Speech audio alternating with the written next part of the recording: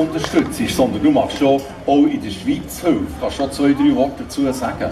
Ja, beispielsweise, also ich bin von der Sporthilfe selber unterstützt worden mit 2'500 Franken, ganz am Anfang von meiner Karriere im Jahr. Meine Eltern sind da total dankbar gewesen, dass wir die Unterstützung bekommen haben, weil jeder Batzen ist willkommen, dass du kannst an ein Turnier nochmal fahren am Wochenende oder vielleicht eben mal noch Coaching, ein bisschen, nicht alles selber musst zahlen. Und dann habe ich gesagt, das ist für mich etwas sehr das ist etwas Schönes gesehen, dass meine Eltern das eigentlich so haben können brauchen, und ich unterstütze jetzt eigentlich ab nächstem Jahr, glaube ich, 40 Kinder mit 2'500 Franken. Und dann auch in der Winterhilfe schaue ich, dass eben für die Integration etwas gemacht wird von Kindern, denen, es nicht so gut geht. Also dort sind wir auch dabei, da haben wir auch aufgestockt. Also ja, ich freue mich doch sehr, etwas auch hier immer in der Schweiz zu machen, ist ganz klar, weil das ist doch am Schluss meine Heimat. Du hast es gesagt, du tust auch Talente unterstützen, die es finanziell weniger gut haben. Aber es geht ja nicht darum, dass man einfach Geld gibt, sondern du verlangst ja von diesen Talenten auch etwas. Und welche Botschaft willst du weitergeben einem jungen Sportler, der Spitze werden will? Welche Botschaft gibst du weiter? Jetzt haben wir hier die Gelegenheit auf dieser Bühne. Ja, ich glaube, die richtigen Werte sind wichtig, oder? Dass du das kannst eigentlich richtig einordnen, was probierst du eigentlich zu erreichen. Oder? Weil ich habe manchmal das Gefühl, gewisse Leute ist vielleicht wichtiger, dass sie 1000 Instagram-Followers haben, anstatt dass sie ihre Vorhand verbessern oder dass sie mit dem richtigen Gedanken eigentlich ins Training gehen und eigentlich bewusst sind, was sie eigentlich verbessern wollen, dass sie dem Coach zuhören, dass sie Respekt haben gegenüber diesen Leuten, gegenüber dem Coach, gegenüber dem Verband oder egal wer sie auch immer unterstützt, aber am Schluss, dass sie auch Freude haben. Und ich höre ja nicht so gern, wenn die Eltern zu wahnsinnig sind, ganz am Anfang von der Karriere von einem jungen Buben, einem jungen Mädchen, der keine andere Sportart betreiben darf, irgendwie mit 10 schon. Ich habe es gern, wenn man verschiedene Sportarten macht, solange es eigentlich geht, bis es nicht mehr kompatibel ist. Also ich glaube, es muss ein gewisser, am Schluss ist Sport eben doch auch Fun, es sollte lässig sein. Wenn du am Schluss von einem Training nur Fußball spielen willst, ja, dann machst du das halt, oder? Aber wenn es dir Freude macht, bist du halt ein bisschen müde am nächsten Tag, kein Problem. Aber wichtig ist immer wieder zu wissen, wie kann ich mich weiter verbessern. Genau. Und ich glaube, das ist wichtig, dass man kurzfristige Ziele hat, längerfristige Ziele hat, weil sonst, wenn man dort sich irgendwo verliert und einfach nur spielt zum Spielen, ich habe das Gefühl, dann kommt einmal so ein Stillstand, und das ist etwas, was du nicht willst, weil die anderen sind sich verbessern. Das ist auch beeindruckend, die gewisse Demut, die du hast, wie du mit der Starkult umgehst. Also ich mache das auch als Beispiel. Heute bin ich ja jetzt hier mit dir auf dieser Bühne. Jetzt habe ich vorgestern ein Mail bekommen. Sehr geehrter Herr Scher, wäre es möglich, dass ich heute meine Frau Ihnen als Begleiterin ausleihen könnte, damit sie dann mit Ihnen Backstage mit Roger Federer ein Meet und Greet hätte. Da habe ich gedacht, ja, wenn jetzt das bei mir so ist, wie ist denn das bei dir? Also das Umgehen mit dem Startkult, mit der Popularität, dass du das Erdige immer wieder hast, dass du die Botschaft auch als Schweizer rausdrehst. Also, wenn wir an einen Ort hergehen, wir alle in die weite Welt und sagen, wir sind Schweizer, Roger Federer, das erleben alle von uns immer wieder. Was ist da das Geheimrezept? Was wäre da die Botschaft, die wir weitergeben können? Also klar, du musst natürlich schon irgendwo ein bisschen reinleben. Und einen Plan gibt es nicht für das. Es kommt doch ein bisschen darauf an, wie bist du aufgewachsen, was sind die Werte von deinen Eltern, vielleicht auch in welchem Land bist du aufgewachsen. Jetzt für uns ist es in der Schweiz, glaube ich, fällt es ein bisschen einfacher. Wir werden nicht gerade von heute auf morgen euphorisch, da braucht es schon noch ein bisschen mehr. Und ich glaube, das behalten viel bodenbeständiger. Und wir sehen uns eigentlich immer als sehr, equal, eigentlich als gleich. Und ich glaube, das hilft natürlich dort schon mal. Ich würde immer sagen, die Leute um mich herum haben sich häufig eigentlich verändert, oder? Weil eben auf einmal schauen die Leute anders an. Und das ist nicht etwas Schlechtes, aber das ist einfach komisch am Anfang. Du musst dich wieder daran gewöhnen, oder? Auf einmal bist du bekannt, oder du bist reich, oder du bist halt gut im Tennis. Und für manche ist das halt einfach sehr komisch auf einmal, wenn sie da gegenüberstehen. Und ich habe mir immer gesagt, also, das sollte nicht so sein, weil ich bin ja gleich wie alle anderen und ich würde eigentlich, dass sie sich wohlfühlen, wenn sie mich treffen. Und darum mache ich immer einen extra Effort, um zu schauen, dass eben die Leute sich auch normal halten mit mir oder gegenüber mir und ich das Gleiche. Und es ist eigentlich egal, was du eigentlich machst, der Respekt verdient eben jeder. Und bei mir ist es natürlich auch wichtig, dass ich die Schweiz gut repräsentiere, weltweit. Ich habe das Gefühl, wir sind ein unglaubliches Land mit einem unglaublichen Erfolg und ich habe die Möglichkeit, die Werte auch noch eben international rauszutragen, wenn ich das gut kann, ist das super. Und wenn du mir sagst, ich habe eben Schweiz, Roger Federer, wäre ich ein bisschen enttäuscht.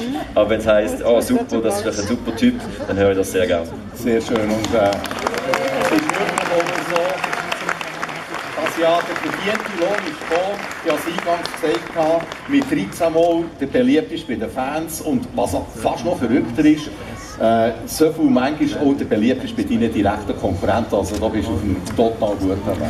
Ich bin auf einem guten Weg, ja. Nein, ja. Es ist, das sind Abstimmungen, die von der ATP gemacht werden. Ich kann es nicht glauben, dass so viele Spieler eigentlich gerne gegen mich spielen und das Gefühl haben, dass ich eigentlich ein fairer Typ bin, weil ich habe das Gefühl, 90% sind fair, also von dem hat es viele mehr auch noch verdient, aber am Schluss sind nur 4 Leute auf der Liste und ich bin halt einfach nur mal einer von diesen 4, das heisst, ich habe immer 25% Chance, den zu gewinnen.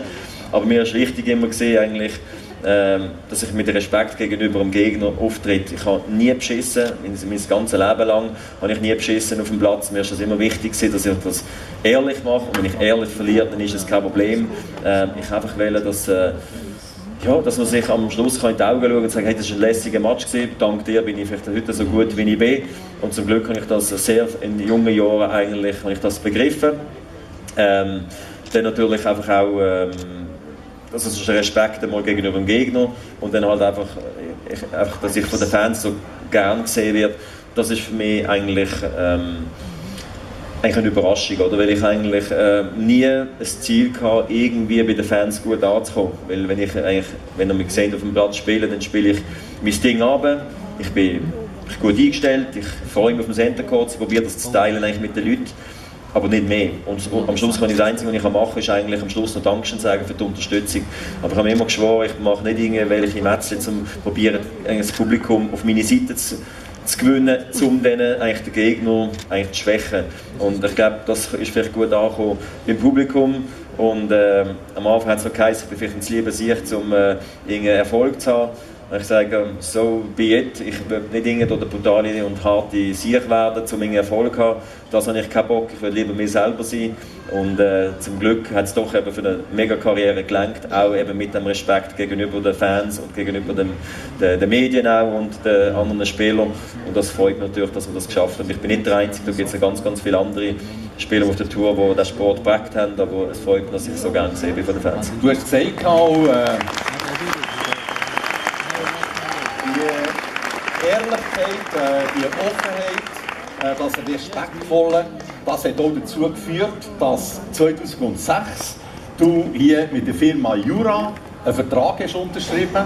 Die Firma Jura, die jetzt seit 10 Jahren treuer Begleiter ist von dir, hier sitzt, oder, im Jura Südfuss. Wie nimmst du die Firma Jura jetzt in der Welt wahr? Ich kann dir ein Beispiel sagen von mir, wo wir auch in Shanghai waren, bei den World Tour Finals. Das ist das Erste, was ich gesehen habe, als ich ausgestiegen bin aus dem Flugzeug und im Taxi gehockt bin, die Fähnchen, die auf der Seite waren mit der Firma Jura. Jetzt nimmst du die Firma wahr in der Welt. Also das sehe ich absolut natürlich auch alles. Es freut mich, dass eben Jura nicht nur hier in der Schweiz ist, aber eben auch international. Und eben es ist 10 Jahre ist eine ganz lange Zeit, vor allem im Spitzensportbereich, dass eigentlich mit einem Markenbotschafter für über 10 Jahre lang zusammen schaffst, das gibt es eigentlich nicht. Und darum habe ich dort sehr viel Glück gehabt, dass ich das Telefon mal hatte von der Jura und dort eigentlich auch abgenommen habe und das eigentlich auch analysiert habe. Ich hätte niemals gedacht, dass das zu so einer Beziehung kommt und dass es jetzt sogar noch weitergeht. Das freut mich natürlich eminent und dass ich eigentlich auch für Jura und vielleicht auch für die Mitarbeiter mehr bin als eben nur der Tennisspieler, sondern eben auch ein Mensch, der du gerne siehst auf dem Gelände und dass ich das gesehen habe, eigentlich auch bei der World of Coffee da alles gewachsen ist, das finde ich wunderschön. Ich kann mich erinnern, als wir hier vor 10 Jahren das erste Event hatten, das war hier in einem Zelt mit 1000 Leuten und ich bin hier angekommen und einfach gehofft, ich hoffe, es sind wirklich alle so nett, wie sie es im Vorfeld waren. Ich hoffe, die Leute freuen sich, mich zu sehen und ich hoffe, ich komme einfach heil durch da oben durch. Es ist wunderbar gegangen, es ist schön gewesen, die Leute haben es gefreut und dass es immer noch gleich ist oder fast noch grösser wird, weil ich habe das Gefühl, heute ist es noch heimeliger geworden, man kennt sich unterdessen. Es ist für mich wirklich etwas sehr Schönes. Wir schätzen die Partnerschaft mit der Jura und es ist schön, dass wir uns eigentlich immer wieder neu erfunden haben. Ich als Tennisspieler, vielleicht auch als Markenbotschafter und das Gleiche auch bei der Jura. Sie haben sich immer wieder neu erfunden und wollen immer besser werden. Emanuel Probst, er wird eigentlich nicht Stillstand und Gleichschritt haben, er will eigentlich immer weiter nach vorne schauen und das finde ich wichtig und ich finde auch, er sorgt sich auch immer sehr um die Mitarbeiter, was für mich auch immer ein Riesenanliegen ist und darum hoffe ich, dass ich immer alle Jahre wieder zurückkommen kann auf Niederbuchseite. Und es ist eben no caps, sondern gemahlen. Man sieht ja das auch in der Reklame, du das macht sehr gut. Sehr schön. Und es hat eine Maschine gegeben 2006, es gibt heute Kaffeemaschinen. Warum sollen jetzt die Leute so eine Jura-Kaffeemaschine kaufen? Spontan mit 30 Sekunden. Mit 30 Sekunden nur, das reicht nicht, nein. Also ich finde die Maschine sehr, wie soll ich sagen, einfach sehr schön zum Anschauen, Nummer 1. Es ist auch ästhetisch natürlich, das Design ist ganz wichtig für die Jura und es ist eigentlich sehr einfach zu bedienen. Man muss die Maschine ein bisschen hegen und pflegen, man muss sie manchmal ein bisschen selber putzen, aber ich finde, so lernst du die Maschine noch ein bisschen besser kennen und sie macht super Kaffee und es ist auch alles sehr einfach eigentlich beschrieben und wenn du es einmal weißt, dann weisst du es und es ist gute Qualität, wie es eigentlich auch sein sollte. Darum, wie gesagt, ich bin stolz, Markenbotschafter zu sein und die werden sicher noch mit ganz vielen neuen Ideen kommen in der Zukunft, die die Maschinen noch besser machen. Und jetzt glaube ich, Roger, ist so in deinem Sinn und es ist Zeit, dass wir jetzt den, der die schuld ist und dafür gesorgt hat, dass wir heute so einen schönen Anlass geniessen können, dass wir den hier auf die Bühne bitten. Ich bitte vorzukommen, unseren lieben Emanuel Probst, CEO und Chef von der Firma Jura.